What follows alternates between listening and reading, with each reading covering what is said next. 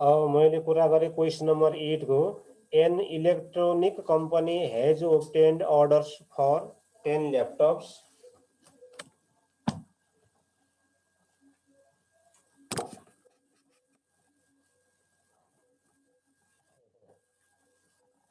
Question number 8.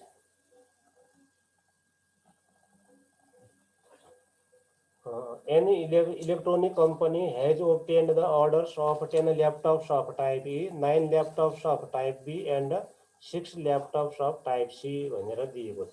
एउटा कम्पनीलाई order आएछ हाम्रो लागि ल्यापटप बनाइदिने भनेर अर्डर गएछ। ल्यापटप अलग अलग प्रकारका छन्, कोही सानो ल्यापटप होला, कोही ठुलो ल्यापटप होला। त्यो ल्यापटपको प्रकारमध्ये एउटा ए टाइपको ल्यापटप रहेछ, अर्को बी टाइपको ल्यापटप, अर्को सी टाइपको ल्यापटप रहेछ। ए ल्यापटप कति बनाउने अर्डर दिएछ? 10 वटा ए टाइपका ल्यापटप बनाउने, 9 वटा बी टाइपको ल्यापटप बनाइदिनु र 6 वटा सी टाइपको ल्यापटप बनाइदिनु भनेर अर्डर गएछ। त्यसपछि फुल स्टप पछि the following matrix shows the amount of raw materials needed for each type of laptop भनेको छ। र प्रत्येक किसिमका जो ल्यापटप छन्, ल्यापटपको प्रकार भनेको त एबीसी हुने ल्यापटपको प्रकार हो, किसिम हुन्। ए टाइपका ल्यापटप, बी टाइपका ल्यापटप, सी टाइपका ल्यापटप। त्यो ल्यापटप बनाउनको लागि चाहिने र मेटेरियल दिएको छ टेबलमा। एबीसी ल्यापटप बनाउनको लागि र मेटेरियल R1 चाहिने रहेछ, R2 भन्ने र मेटेरियल, R3 भन्ने र मेटेरियल चाहिने रहेछन्। 40 वटा R1 किला चाहिए, 20 वटा चुम्बक चाहिने रहेछन्, R2 चाहिने रहेछन्, 10 वटा मानव तार चाहिएलान्, R3 चाहिने रहेछन्। त्यस्तै बी ल्यापटप बनाउनलाई 50 वटा त्यो R1 चाहिने रहेछ, किला चाहिने रहेछन्, 15 वटा चुम्बक चाहिने रहेछन् अथवा R2 चाहिने रहेछन्, 15 वटा तार चाहिएलान् अथवा R3 चाहिने रहेछन्। त्यस्तै प्रकारले 30, 12, 12 दिएको छ, त्यो चाहिने सामग्री हो।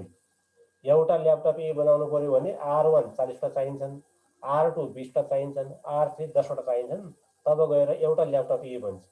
भन्नाले 40 वटा किला, 20 वटा चुम्बक र 10 वटा तार भयो भने तब एउटा ल्यापटप ए बन्छ भने जस्तो भयो है। अनि त्यसपछि अब के दिएको छ अब, if the cost of each unit of R1, R2, R3, R1, R2, R3 जो चाहिन्छन्, यो किला चाहिन्छन्, तार चाहिन्छ, के अरे चुम्बक चाहिन्छ, तिनको कस्ट दिएको छ। R1, R2, R3 अब लेख्नुभन्दा पहिला मैले विचार गर्थेँ यहाँ रोमा छ R1, R2, R3, मैले यहाँ कलममा लेखेँ, नभए रोमा लेखेँ पनि अहिले केही फरक परेन। पछि त्यो उसले हेरौँला हामी, ल मैले रोईमा लेखेँ।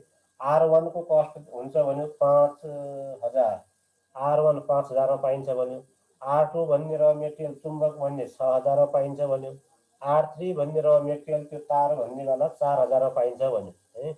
यस्तो दिएको छ R1, R2, R3 को कस्ट दिएको हो। यो कस्ट दिएको हो, यो र मेटेरियलको सङ्ख्या हो, यो ल्यापटपहरूको सङ्ख्या हो है। ल्यापटपको सङ्ख्या हो भने बुझ्नु पर्यो, यो ल्यापटपको सङ्ख्या हो, अर्डर यतिको दिएको छ, र मेटेरियल कच्चा पदार्थ यतिमा पाइन्छ, के अरे कच्चा पदार्थ कति कति चाहिन्छन्, कच्चा पदार्थको सङ्ख्या हो यो, र कच्चा पदार्थ र मेटेरियलको यो कस्ट हो।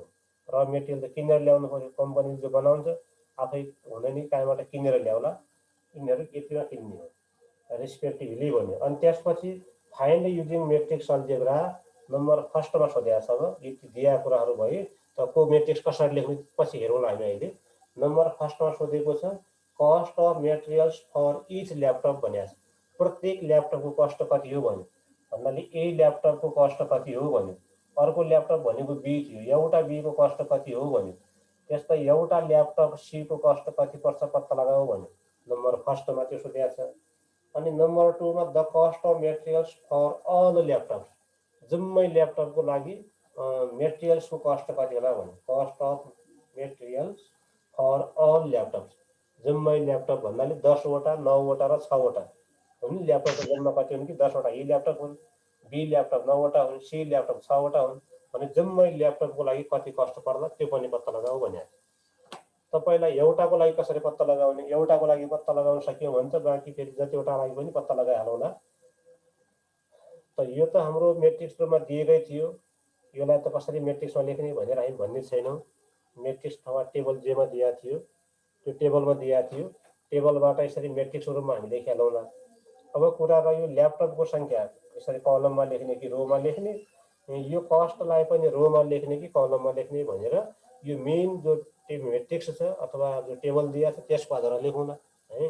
अब यो एबिसी छन् अथवा ल्यापटपहरूको सङ्ख्या छ, यो ल्यापटपको सङ्ख्या एबिसीलाई यहाँ हेऱ्यो भने त्यो पनि एबिसी कलममै छ।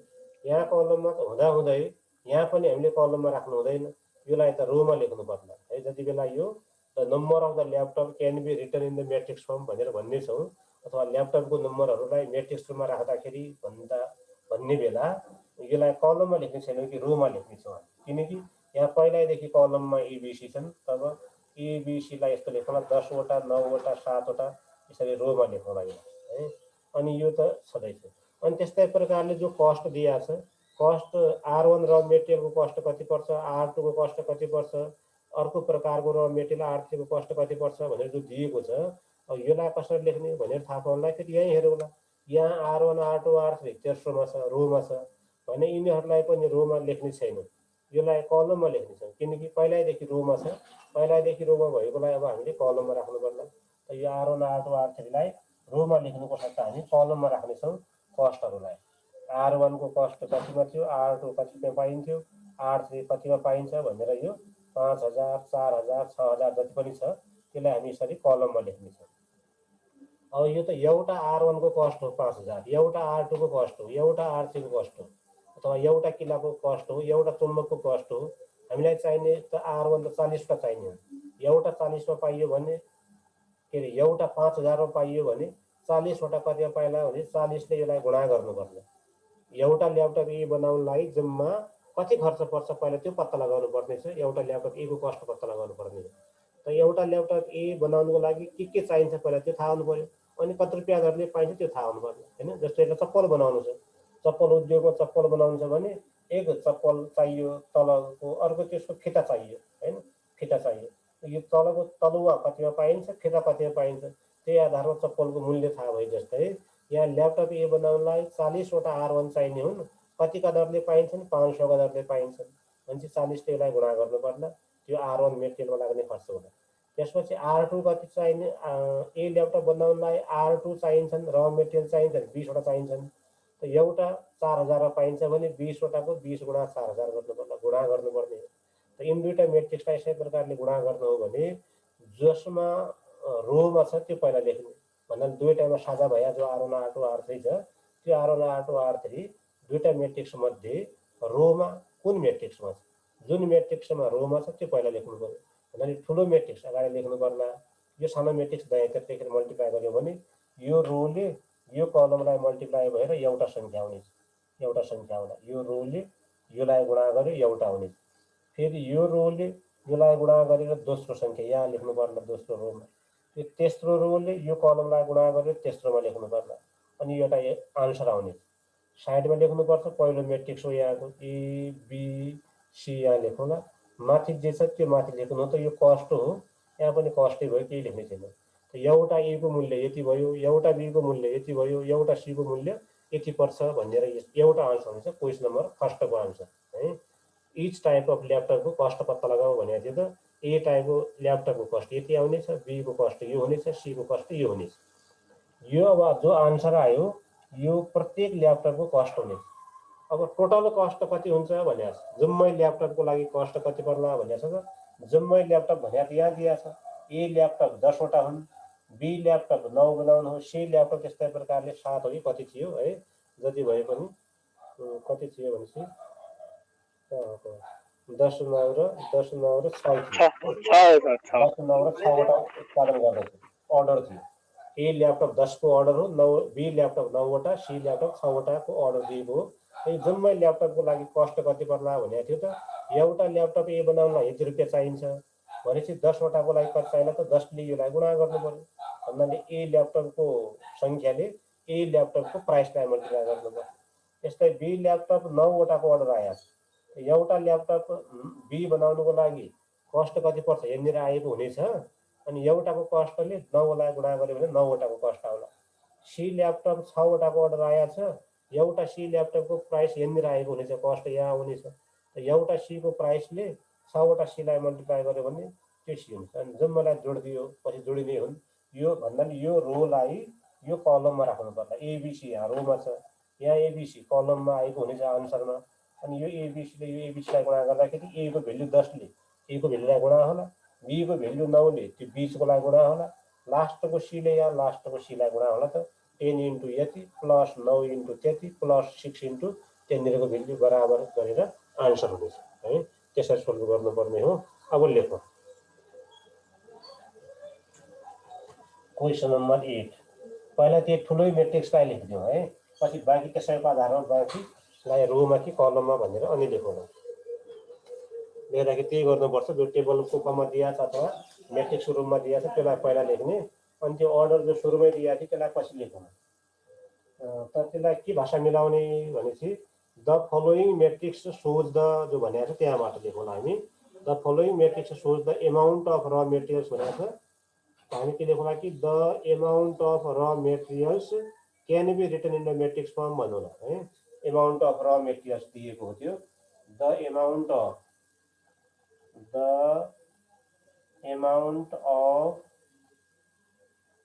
raw material, the amount of raw materials can be written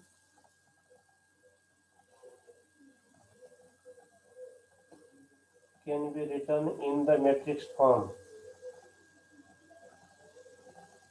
In the matrix form as, त्यसलाई मेट्रिक्स फर्ममा लेख्यो ए बी सी, माथि यहाँ R1 R2 R3, 40 20 10, 40 20 10 अनि 50 15 15, 50 15 15 अनि 30 12 12, 30 12 12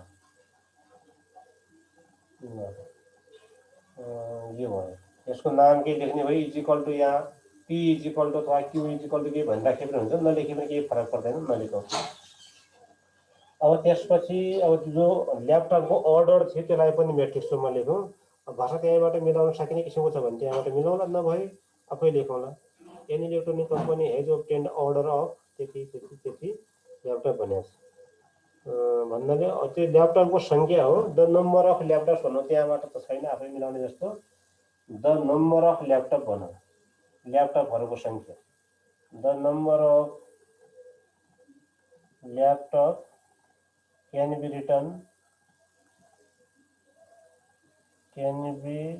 written in the matrix form,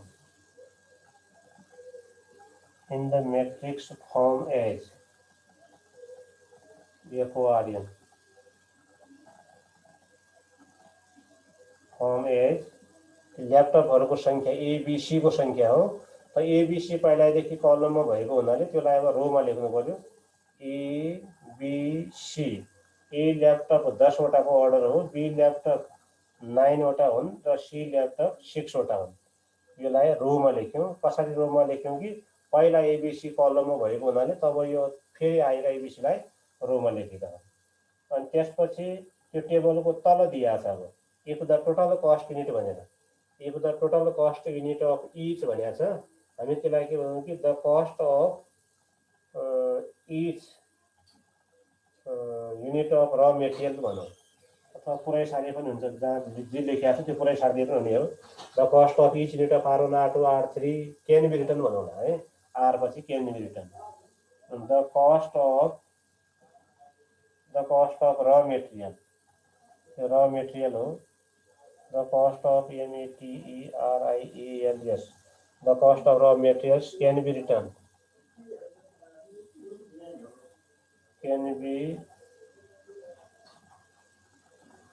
written in the matrix form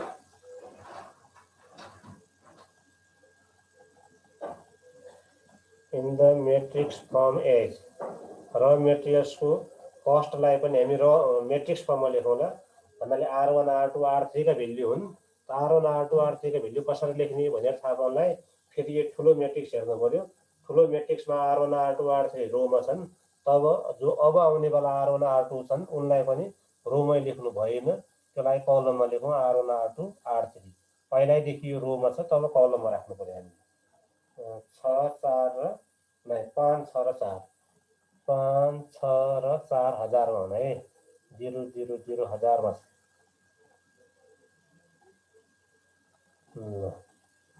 त्यति हो।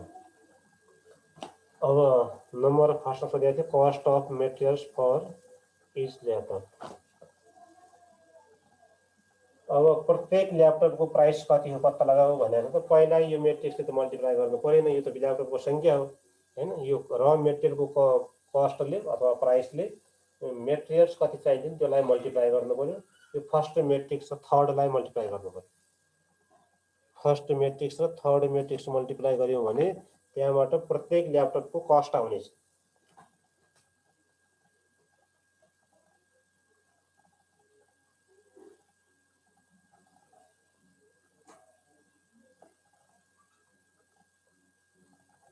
लेखन आउँछ भने के भन्नुलाई कि the cost of each laptop is भनेर अनि गुणा गर्नु पर्यो है।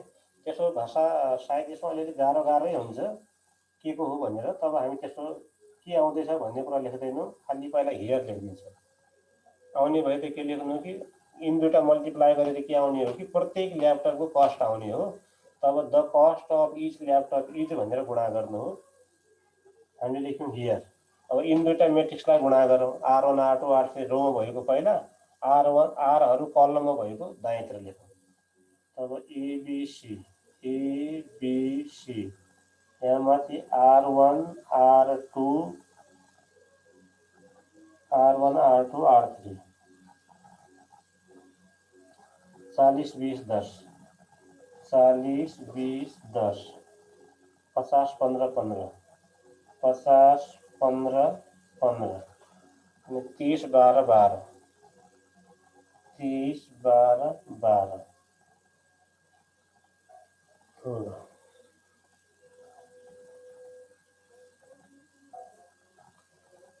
त्यो यो मेट्रिक्स भयो। अब तिनीहरूको यो R1 R2 R3 को कस्ट यहाँ दिएको छ। त्यो कस्ट R1 R2 R3 5 6 4 5000 6000 4000।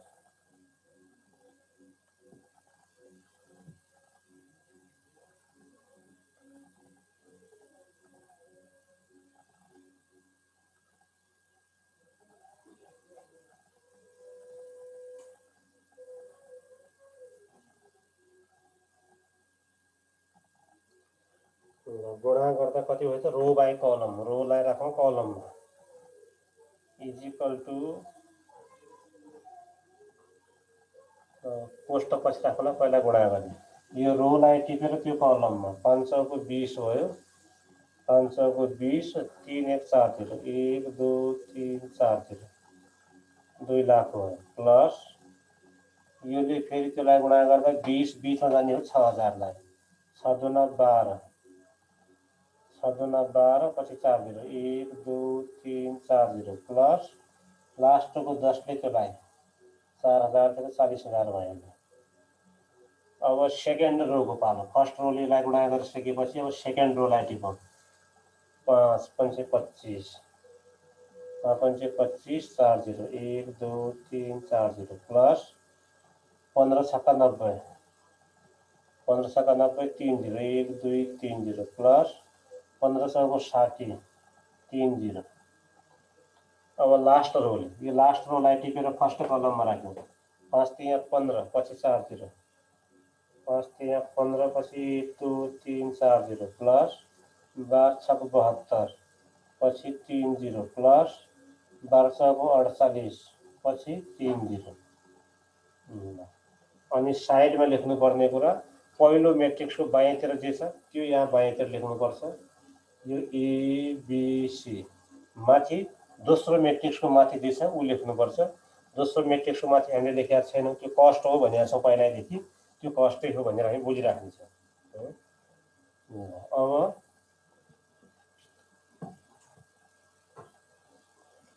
जोडौँ त कति आउँछ इज इक्वल टु एबिसी